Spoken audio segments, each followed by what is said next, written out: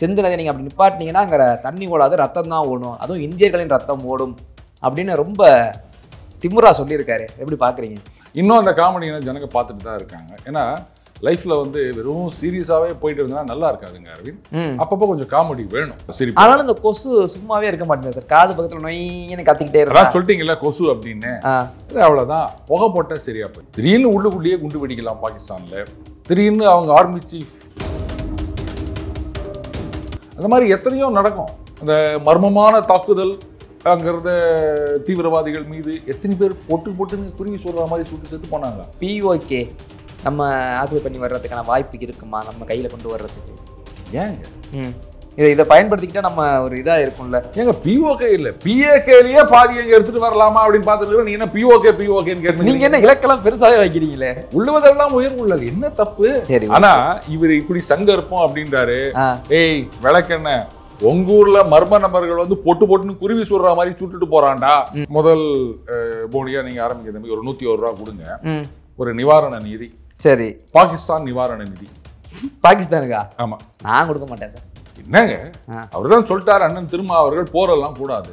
ஏன்னா ஏற்கனவே வாஜ்பாய் அவர்கள் சமாதானமா போனோம் தான் நினைச்சாரு. அந்த ஜென்மங்களுக்கு அந்த அறிவே கிடையாது. அதனால நாமளும் இன்னொரு முயற்சி எடுப்போம். அது அரசாங்கம் எடுக்கலாம், நம்ம 101 ரூபா கொடுங்க. அப்போ அண்ணன் திருமா அவர்கள் வந்து சந்தோஷப்பட்டு என்ன பாராட்டுறாரா அப்படின்னு பார்க்கலாம். எப்படி சார் இது? ஏங்க என்னங்க, போர் வேணான்னா சரி அதையும் நான் ஏத்துக்கிறேன், சமாதானமா போனா அதையும் ஏத்துக்க மாட்டேன், அப்புறம் என்னதான் பண்ண சொல்றீங்க? 370 வச்சு தூக்கிட்டா இப்படி நடந்துரும் அப்படி நடந்துருந்தாங்க, தாக்குதல் நடக்கு அப்படின்னு சொல்லிட்டு போறாரு. இவருக்கு என்ன அங்கே கண்ணு? திமுக ஆட்சிக்கு வந்தால் சமூக நீதி காப்பாற்றப்படும் அப்படின்னு சொல்லி தான் ஓட்டு கேட்டாங்க. சமூக நீதியை காப்பாத்திட்டாங்களா? கோடிக்கம்பா நடுவதுக்கே அவங்க கட்சிக்காரங்க கூட்டணியில் இருக்காங்க, பர்மிஷன் எல்லாம் சொல்லிட்டு இருக்கிறீங்க. இதெல்லாம் கேட்டா அதுக்கப்புறம் பிரஸ் கான்ஃபரன்ஸ்க்கே வரமாட்டாருன்னு நினைக்கிறேன். எந்த லைவுமே நமக்கு தெரியாதுங்க, நிஜமா தான் சொல்றேன். அதனால தான் நான் லைவ் போட்டதே கிடையாது. உங்களுக்கு தெரியுமா? எனக்கு தெரியாது. உங்களுக்கு தெரியும் தம்பி? ஒண்ணு தெரியுமா? அவனுக்கு தெரியுமா? அவனை வச்சுதான் லைவ் போடணும்னு நினைக்கிறேன். நீ என்ன பண்ண, டெய்லி பஞ்ச் அருண்னு போயிட்டு லைவ் அப்படின்னு போடு, வருமா? உங்களுக்கே தெரியல, அங்க எப்படி சார் தெரியும்? உங்களுக்கு தெரிஞ்சா அவங்க எல்லாம் ஜென் போல்டுப்பா, அவங்களுக்கு தெரியும். சரி, அந்த எடிட்டர் தம்பியை கேளு, பாஸ்வேர்டு தருவான், அதை வாங்கி. ரொம்ப வறுக்க வேணாம் சார், கிட்ட வந்துருவோம். அவரே பாவம் பேஸ்புக்ல நான் சீரியஸா ஏதோ பேசினுக்கிறேன், எனக்கு ஹெல்ப் பண்றேன்னு சொல்லியிருக்கான் அந்த தம்பி.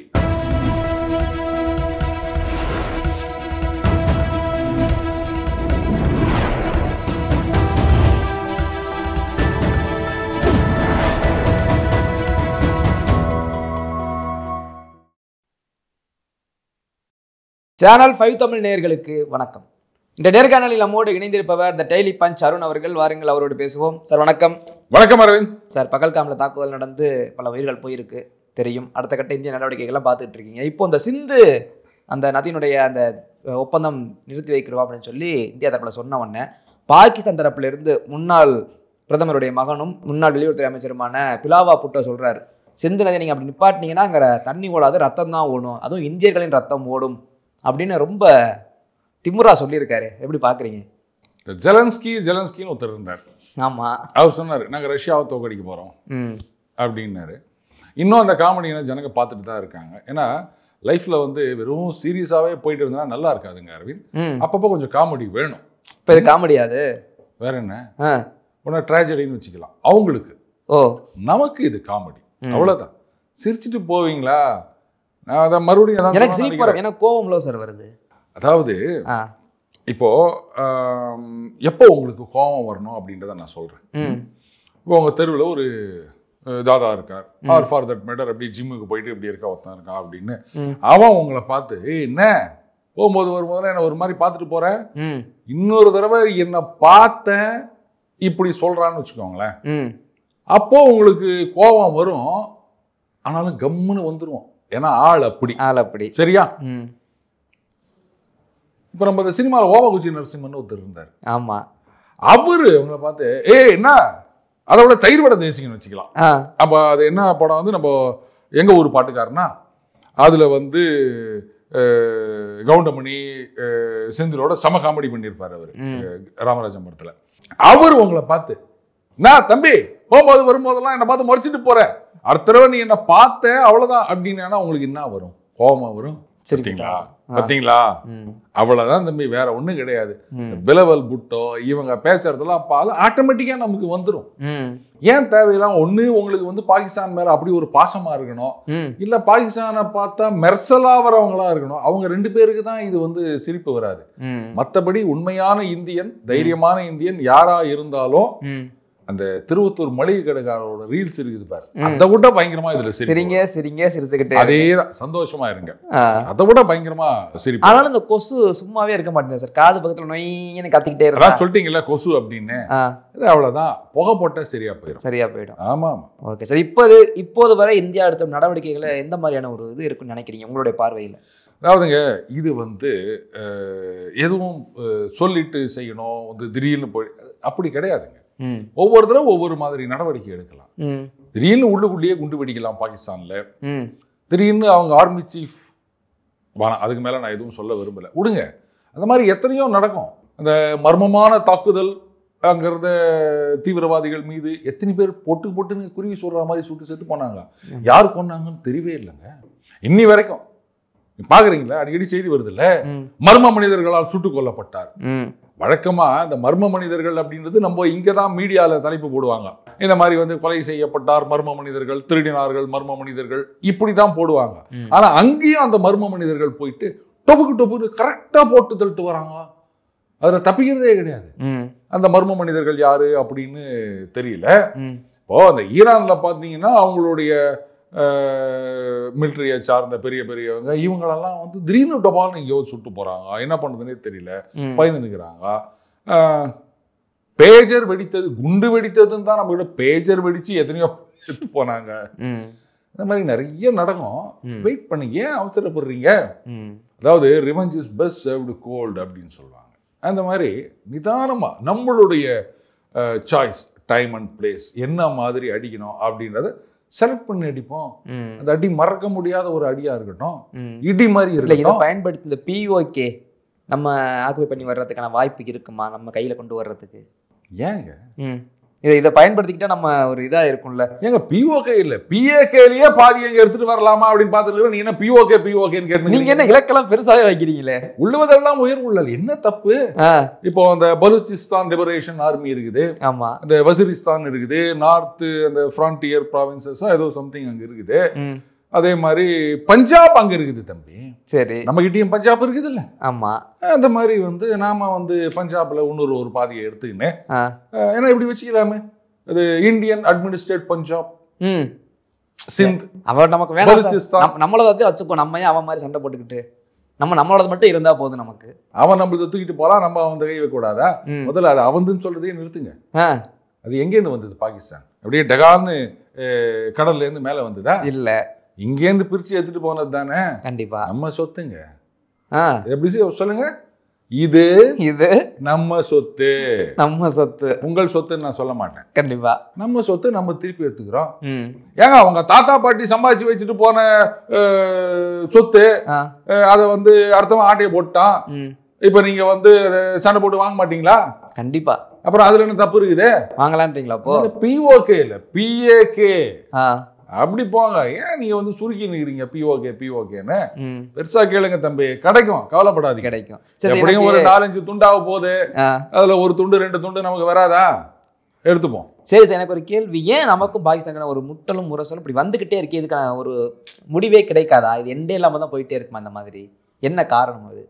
நான் பிறந்த காலத்துல இப்போ வரைக்கும் இந்த இந்தியா பாகிஸ்தான், இந்தியா கிரிக்கெட்டா இருக்கட்டும், போராட்டம் எல்லாம் இப்படியே இருக்கு. என்ன காரணம் அது? பைக் வச்சிருக்கீங்களா? இருக்கு. ரோட்ல வண்டி ஓட்டு போவீங்களா? நல்லா ஓட்டுவேன். புதுசா ஏதாவது ஒரு தெருவில் போகும்போது திடீர்னு 4 நாய் துரத்திட்டு வரும், பாத்துக்கிறீங்களா? ஆமா ஆமா. அந்த நாய்க்கு உங்களுக்கு என்ன பிரச்சனை தம்பி? நீங்க என்ன பண்ணீங்க அந்த நாயை? நான் அக்கடான்னு வண்டி ஓட்டிட்டு போறேன். ஏங்க அக்கடான்னு வண்டி போட்டு போறவன நாய் வந்து கடிக்குமா? நீங்க ஏதோ பண்ணிருக்கீங்க. நான் ஒண்ணும் பண்ணல. ஆமா, தெரியுது இல்ல? தெரியுது. அந்த மாதிரி தான் பாகிஸ்தான். இதுக்கு மேல நான் ஏதாவது சொல்லணுமா? இதை விட விளக்கம் யாரும் கொடுக்க முடியாது. அவ்வளவுதாங்க. அது ஏன்னா கேக்குறீங்க, மனுஷனா போற மனிதன ஒரு 6 அது நாயை போய் கேட்கணும். ஏன் சும்மா போற வண்டியில வந்து நீ உட்காந்து கடிக்கிற அப்படின்னு நாய்க்கு சொல்ல தெரியாது, அதுக்கு அறிவு கிடையாது. அதனால நம்மளால முடிஞ்சது கார்பரேஷன்ல சொல்லி அந்த நாயை புடிச்சிட்டு போங்க, அதுக்கு ஏதாவது வைத்தியம் பண்ணுங்க, இவ்வளவுதான் நம்ம சொல்ல முடியுமே தவிர இதுக்கான காரணத்தெல்லாம் கண்டுபிடிச்சிட்டு இருக்க. இதுக்கு மேலயுமா மோடி ரிவென்ஸ் கொடுக்கணும் இந்த வார்த்தைக்கு பிறகு? இந்தியாவுல எத்தனையோ லாங்குவேஜ் இருக்கு, இந்த மாதிரி ஒரு ரிவென்ஸ் நான் பார்த்தது இல்ல. இந்த விளக்கம் இது வரைக்கும் நீங்க கேள்வி விளக்கத்தை முடிஞ்ச வரைக்கும் ஹிந்தியில கொஞ்சம் டிரான்ஸ்லேட் பண்ணனும், தள்ளி எல்லா லாங்குவேஜ்லயும் போடுங்க, ஒண்ணா உருதுல டிரான்ஸ்லேட் பண்ணி பாகிஸ்தானுக்கு அனுப்புங்க, எல்லாருக்கும் அனுப்புங்க. என்ன கேட்டா இதுதான் பெஸ்ட் எக்ஸ்பிளனேஷன் நினைக்கிறேன். இதுக்கு மேல ஒரு விளக்கம் யாரும் கொடுக்க முடியாதுங்க. அவ்வளவுதான் இதுக்கு விளக்கமே. அதுக்கு மேல நான் என்ன சொல்றது, ஒரு நாயை கொண்டாந்து வா, அதை ஒண்ணு கேட்டு பார்ப்போம், அது ஏதாவது பதில் சொல்லுதா பார்ப்போம். இல்லையா நீ தான் அந்த நாயை ஏதோ பண்ணிக்கிற, ஒத்துப்பியா? இல்ல அவ்வளவுதான் விடு. சரி, இதுல ஒரு முக்கியமான கேள்வி என்னன்னா, இந்த ஒரு அசம்பாவிதம் நடந்ததா இருக்கட்டும், அதுக்கு முன்னாடில இருந்து நானும் பாக்குறேன் நிறைய பேர் இந்த மாதிரி ஒரு சம்பவம் இருக்குது. இங்க இந்தியாவில் இருக்கக்கூடிய நிறைய இஸ்லாமிய சகோதரர்கள் இந்தியான்ற ஒரு நிலைப்பாட்டை தான் நிற்கிறாங்க. ஆனா ஒரு சில பேர், நான் சொல்றது ஒரு சில பேர், அவங்களுக்கு ஒரு ஆதரவான நிலைப்பாட்டை இங்கே கொடுக்குறாங்க. இந்தியாவிலே பார்க்க முடியுது, நிறைய வீடியோ காணொலிகளை பார்க்க முடியுது. அதெல்லாம் எப்படி சார், எப்படி இந்திய தேசத்துல இருந்துட்டு அவங்களுக்கு ஆதரவா அது எப்படி எந்த மன நிலைப்பாட்டில் எடுக்கிறாங்க அந்த மாதிரி முடிவை? அதாவதுங்க, இப்ப அந்த விசாலாம் கேன்சல் எல்லாம் திரும்பி போங்க அப்படின்னு உடனே ஏராளமான பேர் குடும்பமா போயின்னுக்கிறாங்க. அப்பதான் தெரியுது இங்க இருக்கிற பெண்கள் பல பேர் பாகிஸ்தான்ல இருக்க ஆண்களை திருமணம் செஞ்சுக்கிறாங்களாம். நான் சானியா மிர்சாவை சொல்ல, அவங்க இல்லாம நிறைய பேர். எனக்கு அதான் ஆச்சரியமா இருக்குது, ஏன் பாகிஸ்தான்ல போயிட்டு மாப்பிள்ளை தேடும் அப்படின்னு. சரிங்க, இது இந்த பிரிவினையின் போது பிரிந்த ஃபேமிலி, அதுல சில பேர் இங்க தங்கிட்டாங்க, சில பேர் அங்க தங்கிட்டாங்க. இருந்தாலும் அவங்க சொந்தம் விட்டு போவாது இல்லையா? கண்டிப்பா. அதனால அவங்க இது மாதிரி பொண்ணு கொடுத்து பொண்ணு எடுத்துக்கிறாங்க அப்படின்னா, பொண்ணு கொடுத்து பொண்ணு எடுத்த மாதிரி தெரியல. இங்க இருக்கிற ஆண்கள் பாகிஸ்தான்ல இருக்க பெண்களை கல்யாணம் பண்ணிக்கிறதா ஏதாவது செய்தி பாத்தீங்களா? எல்லாரும் பெண்கள், எங்க கணவர் பாகிஸ்தானு, எங்க பசங்க பாகிஸ்தான் நேஷனலு, நீங்க இது மாதிரி விசாவை கேன்சல் பண்ணிட்டீங்களே அப்படின்றாங்க. இதுக்கு என்ன காரணம்னு எனக்கு தெரியல. அப்புறம் நீங்க அது மாதிரிலாம் கேட்டீங்கன்னா அப்புறம் நான் என்னங்க சொல்ல முடியும்? அது சரி, ரைட்டு. அது இங்கும் அங்கும் பிரிந்தவர்கள் ஒரே நாடாக இருந்த பொழுது இதுக்குதான் சொல்றேன் தம்பி, நீங்க PAKவையே எடுத்துக்கோங்கன்னு. சூப்பர்ல. அப்ப அந்த பிரச்சனையே வராது இல்ல. யாரும் விசா தீந்து போச்சு வெளில போமா அப்படின்னு சொல்ல மாட்டாங்கல்ல. அப்ப PAKவையும் நம்ம கொண்டு வந்துட்டோம்னா விசா தேவையில்லை. அப்படியே நீங்க பஸ்ல ஏறி போக வேண்டியது, போய்க்கலாம். பஸ்ஸே விடுவாங்க, இப்பவும் பஸ் விட்டாங்க.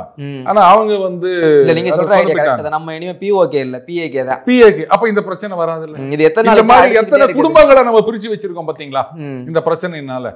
அந்த பிரச்சனை வரக்கூடாது, குடும்பங்கள் பிரியக்கூடாதுன்னா PAKவையே நம்ம எடுத்துக்கணும் தம்பி. பாருங்க எவ்வளோ லாங் டேர்மா நான் யோசிச்சு நான் எத்தனை பிரச்சனைகளுக்கு ஒரு சிம்பிள் சொல்யூஷன் சொல்லியிருக்கேன். ஒரு நோபல் பரிசு கூட கொடுக்கலாம். PMOக்கு அனுப்பிடலாமோ? நோபல் பரிசு கொடுக்கலாம்னா நீ என்ன PMO அனுப்பி தானே நம்ம வாங்க முடியும், டைரக்டா நம்மளே கொடுத்துக்க முடியும். நோபல் பரிசு PMO இல்லப்பா, டைரக்டா நீங்க கொடுத்து இம்ப்ளிமென்ட் பண்ணி நல்லா வேணாம் நீங்க டைரக்டா கொடுக்கலாம். ஆமா, இத நம்ம கேமராமேன் இருக்காரு, அது பேர் சும்மா ஏதோ கேம் ஆடிட்டு இருக்காரு, அவர்கிட்ட சொல்லி ஒரு ரெக்கமெண்டேஷன் சொல்லுங்க. சரி ஏங்க, சும்மா பதவிக்கு உடனே ஒபாமாக்கெல்லாம் அமைதிக்கான நோபல் பரிசு கொடுத்தாங்க. என்ன கீச்சார் அவர்? எல்லா இடத்துலயும் போய் குண்டு போட்டு போனாரு. இன்னும் ட்ரம்புக்கு கொடுக்கல. அந்த ஒபாமாக்கெல்லாம் அமைதிக்கான நோபல் கொடுக்கும்போது இவ்வளவு பெரிய யோசனை சொல்லிக்கிறேன், எனக்கு கொடுக்க மாட்டீங்களா நீங்க? கண்டிப்பா நீங்க ஒருத்து சார் அதுக்கு. அப்புறம் இல்ல, இப்ப நம்ம பேசிக்கிட்டு இருக்க இந்த நேரத்துல இப்போ லண்டன்ல நம்ம இந்தியர்கள்லாம் போயிட்டு இந்த பகல்காம் நடந்த தாக்குதல் கொடுத்து கண்டனம் தெரிவிச்சிருக்காங்க பாகிஸ்தான் தூதரகம் முன்னாடி நின்று. அந்த தூதரக அதிகாரி அண்டர்டேக்கர் மாதிரி சங்க அறுத்துருவேன் அப்படின்னு சிங்கிள் காமிக்கிறாரு. இதுவும் காமெடி தானே? இல்ல இதுவும் காமெடி ஸ்டார்ஸ் எல்லாம் பண்ற. இல்ல நான் ஒன்னு சொல்லிட்டேன், சொல்றவன் செய்ய மாட்டான், செய்யறவன் சொல்ல மாட்டான் அப்படின்னு ஊர் பக்கம் சொல்லுவாங்க. நீ கேள்விப்பட்டுக்கிறியா? கண்டிப்பா. குறைக்கும் நாய் கிடைக்காது. அதேதான் நான் சொல்லணும்னு நினைச்சேன். ஏற்கனவே நாயை வச்சு ஒரு உதாரணம் சொல்லிட்டதுனால நான் சொல்ல வேணான்னு பார்த்தேன். Pudding word into your mouth. இப்ப நீயே சொல்லிட்ட, அவ்வளவுதான். சரி. ஆனா இவர் இப்படி சங்க இருப்போம் அப்படின்றாரு. ஏய் விளக்கென்ன, உங்க ஊர்ல மர்ம நபர்கள் பொட்டு பொட்டுன்னு குருவி சுடுற மாதிரி சுட்டுட்டு போறான்டா. எவன் சுட்டதுன்னே தெரியாம நீங்க மூச்சு நிக்கிறீங்கடா. உன்னால சிக்னல் தான் காமிக்க முடியும். நாங்க வேணாம், அது நான் சொல்லக்கூடாது. மர்ம மனிதர்கள் போட்டு தள்ளுங்கிறாங்க. இனிமே ஒண்ணு யார் யாரெல்லாம் போடுவாங்களோ தெரியாது. இதுல ஏற்கனவே அவங்க எல்லாம் ஃபேமிலி கொண்டு போயிட்டு லண்டன்லயும் அமெரிக்காலையும் விட்டானுங்க, மிலிட்டரி ஆபீசரு, பிசினஸ் மேன் இவங்கெல்லாம். ஆனா இவனுக்கு அங்கதானே இருக்கானுங்க. வாழ்க வளமுடன். இல்ல, வெளிநாட்டு அரசியல்லாம் இப்படி ஒரு பக்கம் இருக்க, நம்ம உள்ளூர்ல ரொம்ப நாளுக்கு ஒருத்தர் பேசியிருக்காரு, முக்கியமான ஒரு நபர், சட்டமன்றத்தில் இருக்கக்கூடிய நபர் பேசியிருக்காரு. அது ஆடியோ மட்டும் லைட்டா கேட்டுக்கங்க ஒரு வாட்டி.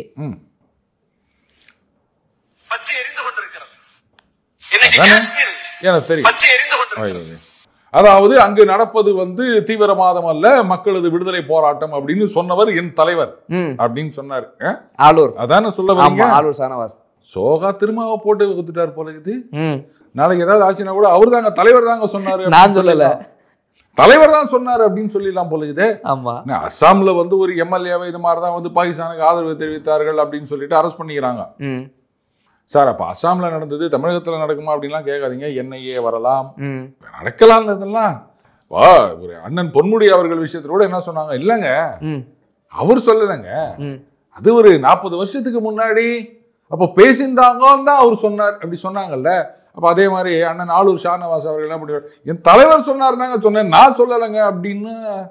இல்ல விடுங்க, அது திரும்ப இவங்களுக்கு எப்படி மனதுல ஒரு இடத்துல கூட ஒரு இந்தியன்ற ஒரு எண்ணம் வராதோ, இப்படி பேசுற அளவுக்கு பேசுறாங்கன்னா எனக்கே புரியல அது எப்படின்னு. இந்த மாதிரி வார்த்தைகள் எப்படி வருது இவங்க கிட்ட இருந்து? இது உங்களுக்கு எனக்கும் இந்த கேள்வி வந்து பிரயோஜனம் இல்லைங்க. ஒட்டுமொத்த இந்திய மக்களுக்கு இந்த கேள்வி வரணும். காஷ்மீர்ல வந்து மக்களுடைய விடுதலை போராட்டம் அப்படின்னு சொன்னார்னா அதுக்கு என்ன அர்த்தம்? இவர் வந்து அரசியல் சட்டத்தின் மீது உறுதிமொழி எடுத்துக்கொண்ட ஒரு எம்எல்ஏ. அப்போ அதை வந்து விடுதலை போராட்டம்னு சொல்றாருன்னா பாகிஸ்தான் என்ன சொல்றானோ, ஏன்னா அவன் தான் சொல்றான், பாகிஸ்தான்ல இருக்கவன் என்ன சொல்றான், அங்க நடப்பது விடுதலை போராட்டம், அடக்குமுறை நடக்கிறது அப்படின்னு சொல்றான்.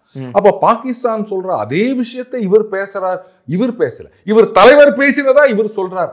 இப்ப இதை நம்ம எப்படி எடுத்துக்க முடியும்? அதுவும் இவர் எம்பி அப்படின்றதால பாராளுமன்றம். இன்னைக்கு இவர் சொல்றாரு அங்கு போர் கூடாது அப்படின்னு. சரி, பாகிஸ்தானோட போர் வேண்டாம், என்ன பண்ணலாம்? முதல் போனியா நீங்க ஆரம்பிக்கிறது ஒரு 101 ரூபா கொடுங்க, ஒரு நிவாரண நிதி. சரி, பாகிஸ்தான் நிவாரண நிதி. பாகிஸ்தானுக்கா? ஆமா, நான் கொடுக்க மாட்டேன் சார்.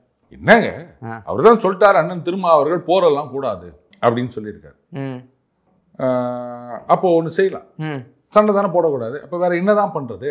பாகிஸ்தான் நிவாரண நிதி ஆரம்பிச்சு அங்க எல்லாம் பிச்சை எடுத்து நிற்கிறாங்க, அரசாங்கமே பிச்சை எடுத்து நிற்குது. அவங்களுக்கு வந்து இங்க இருந்து நிவாரண பொருட்கள் அனுப்பலாம், மெடிக்கல் கேம்ப் நடத்தலாம், அப்புறம் அந்த நோட்டு புஸ்தகம் அதெல்லாம் அனுப்பலாம், இந்த தையல் மிஷின் அந்த பெண்களுக்கு ஆமா ஆமா அதெல்லாம் அனுப்பலாம். அப்படி ஏதாவது செய்யலாமே? அப்படி பண்ணா ஒத்துப்பாரான்னு திரும்ப அவர்கள் சண்டை தானே கூடாதுன்னு சொல்லிட்டாரு. சரி, இப்ப நம்ம சமாதானமா போறோம். ஏன்னா ஏற்கனவே வாஜ்பாய் அவர்கள் சமாதானமா போனோம் தான் நினைச்சாரு. அந்த ஜென்மங்களுக்கு அந்த அறிவே கிடையாது. அப்ப மறுபடியும் நம்ம ஒரு முயற்சி பண்ணி பார்ப்போமே. மோடி அவர்கள் கூட வந்தப்போ அங்க ஷெரீஃப் ஃபுட்ல போயிட்டு பிரியாணி சாப்பிட்டு வந்தாரு. அதனால நாமளும் இன்னொரு முயற்சி எடுப்போம். அது அரசாங்கம் எடுக்கலாம், நம்ம 101 ரூபா கொடுங்க நிவாரண நிதி. அப்போ அது அண்ணன் திருமா அவர்கள் வந்து சந்தோஷப்பட்டு என்ன பாராட்டுறாரா அப்படின்னு பார்க்கலாம். எப்படி சார் இது?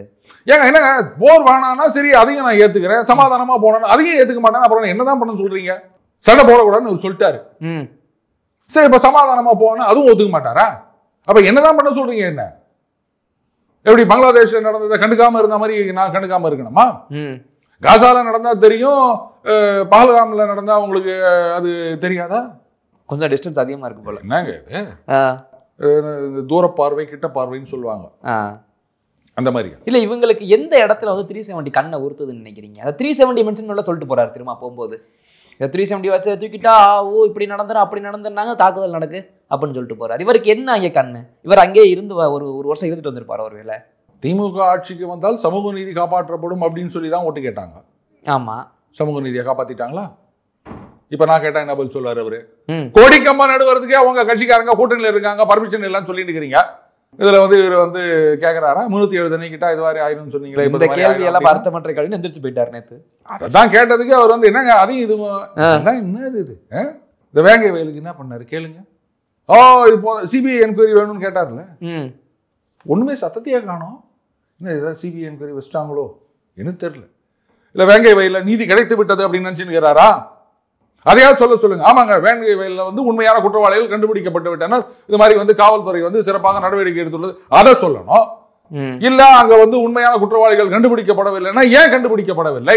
அப்ப இன்னைக்கு நீங்க குற்றவாளிகள்னு சொல்றவங்க வந்து உண்மையான குற்றவாளிகள் கிடையாது, அவங்க மீது பொய் குற்றச்சாட்டு போட்டு இருக்கின்றது, இது வந்து தவறான, அதையாவது சொல்லணும். எதுவுமே சொல்லாம அப்படியே அந்த பொங்கற பால்ல தண்ணியை தெளிச்சு அமைக்கணும் பாருங்க, அந்த மாதிரி இருந்து போட்டு இவர் பேசுறாரு.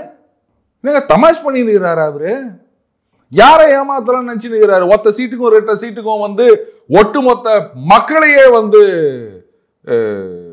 கை கை கழுவி விட்டு விட்டாருன்னா நான் சொல்லுவேன். நான் அவரை நம்பி வந்த மக்களை, உள்ளூர் அரசியல் நினைச்சிட்டாரு இதுல கருத்து சொல்றது.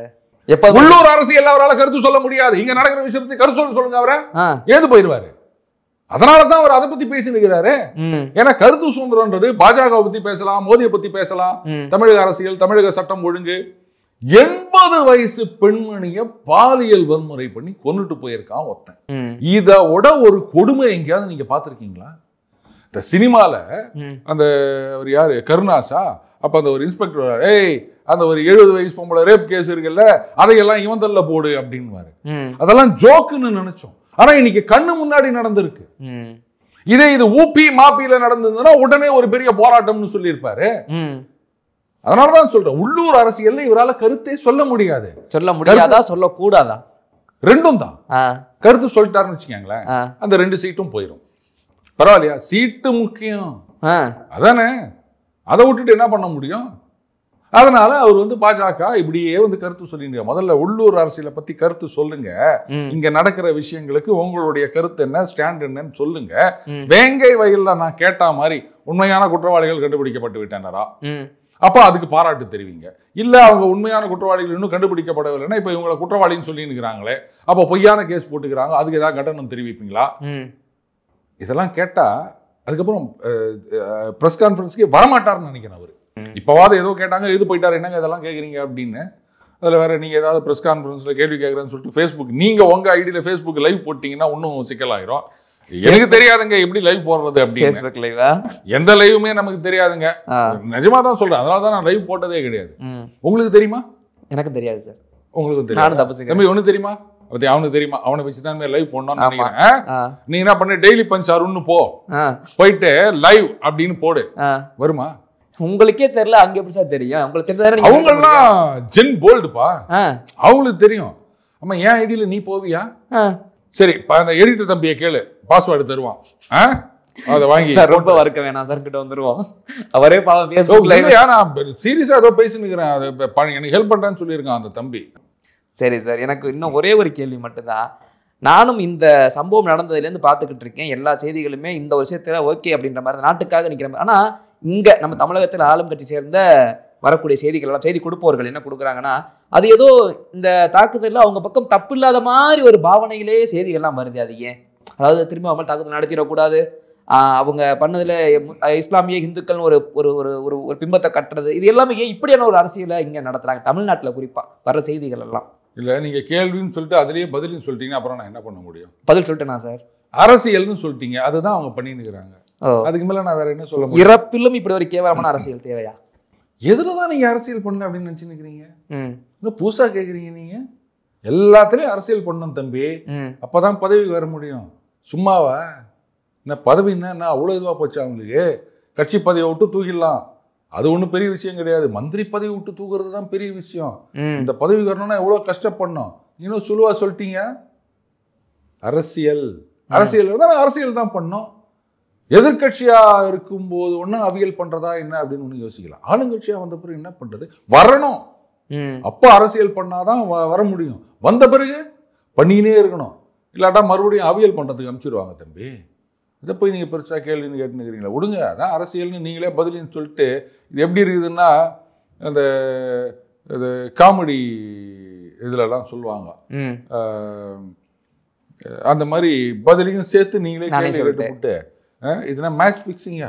எனக்கு அந்த மாதிரிலாம் வேணாம். நீங்கள் ஓப்பனாகவே முழு கேள்வியாக கேட்டால் நான் பதில் சொல்கிறேன். Okay sir. அந்த சம்பவம் நடந்ததுலேருந்து 48 மணி நேரத்தில் இங்கே இருக்கவங்களாம் அங்கே போயிடணும், அங்கேருந்து இங்கே வந்துடணும், நிறையா விதிமுறைகள்லாம் போட்டாங்க. தூதரத்தில் இருக்கவங்களாம் கிளம்பிடுங்கலாம் இந்தியா தரப்புலேருந்து தகவல் கொடுத்தாங்க. என்ன மாதிரியான அடுத்த நகர்வு இருக்கும் உங்களுடைய யூகத்தில் சொல்லுங்கள்? இப்படிலாம் நடக்கலாம் அப்படின்னு ஒரு வாய்ப்பு என்ன மாதிரி இருக்கலாம்? அது இல்லை, ஏன்னா நீங்கள் சரியான ஆள் இந்த பதிலை சொல்ல இல்லை, சரியான ஆள் எனக்கு தெரியல அரவிந்த். இது சில விஷயங்கள் பூடகமாக தான் சொல்லணும். அங்க அதான் நான் சொன்னேன்ல, இந்த பலுச்சிஸ்தான் லிபரேஷன் ஆர்மின்னு இருக்காங்க, தெஹ்ரிக் தாலிபான் பாகிஸ்தான் இருக்காங்க. அவங்களுக்கு ஒருவேளை இந்த கோபம் வரலாம். ஏன்னா ஆப்கானிஸ்தான் அரசாங்கம் இதை கண்டனம் தெரிவித்திருக்கின்றார்கள். ஸோ அந்த டிடிபிக்கு அவங்களுக்கு ஒரு கோபம் வரலாம், என்ன இந்த மாதிரி எல்லாம் நடக்கிறது அப்படின்னு. அந்த கோபம் இப்போ திடீர்னு சில பேர் பார்த்தீங்கன்னா கடைசி ஓவரில் காட்டுன்னு காட்ட ஆரம்பிப்பாங்க, ஒரு கோபம் வரும். அந்த மாதிரி ஒரு கோபம் வந்து அவங்க என்ன காட்ட போகிறாங்க அப்படின்றத நம்ம சொல்ல முடியுமா? ஏன்னா நான் இது வரைக்கும் எந்த டிடிபியோ இல்லை வந்து பிஎல்ஏஓ அவங்கள பார்த்தது கிடையாது. அவங்களுக்கு கோபம் வந்தால் எப்படி நடந்துப்பாங்க அப்படின்னு கொஞ்ச நாள் வெயிட் பண்ணுங்க, அப்புறம் எல்லாருமே பார்க்கலாம் டிவியில். ஓகே சார், எங்களுடைய பல்வேறு கேள்விகளுக்கு உங்கள் நேரத்தை ஒதுக்கி பதில் தம்பிக்கிறோம். நன்றி சார், தொடர்ந்து பேசுவோம். நன்றி அரவிந்த்.